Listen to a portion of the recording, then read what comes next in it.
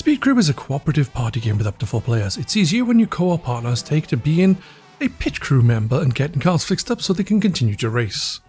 You play as a mechanic trying to get cars fixed up in various ways. It starts simple enough with just buffing cars to knock out the dinks, to changing wheels, to engine repair and more. Interestingly, there's various ways to do these objectives too. For example, earlier in the game you get a wrench to unscrew the wheels, then you get a drill which is electric and does it quicker. You have to charge it. So you can do other tasks to charge it, but it means if you mismanage your timing, you could end up waiting longer to get a car ready to go back to the racetrack. You also have to diagnose the issue with each car.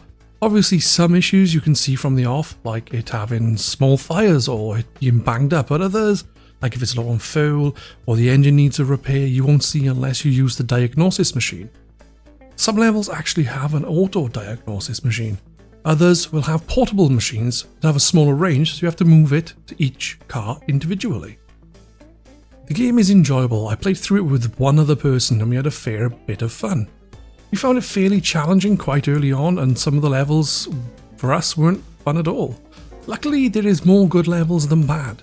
It's just a shame some are so awkward. I wonder if 4 people on these levels will make it feel a lot smoother, as carrying around a car engine on your own is a slow process. The way the points work in this is each car you fix up earns you laps.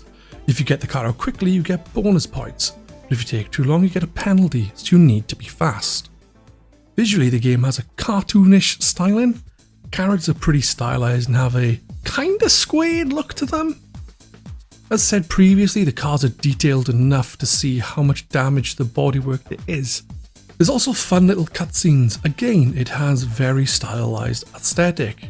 Go into an old magazine or some kind of comic. Audio is helpful as you can hear cars coming up the tracks, but it's guaranteed you'll get run over every once in a while, as they can be pretty speedy. We did have some issues though. Several times things would glitch and we'd have engines go through the floor and become unreachable, or tools would move to unreachable places. It's a shame, as you have to restart the levels. You can't just send the car off or remove the now broken car and move to the next. It's an enjoyable game, frantic, fun and silly, with around 40 stages to play through, and an arcade mode is coming soon. Some levels were frustrating and not much fun, but overall it's a good package, and I think people who like other similar party games will get much joy from this title, as I did.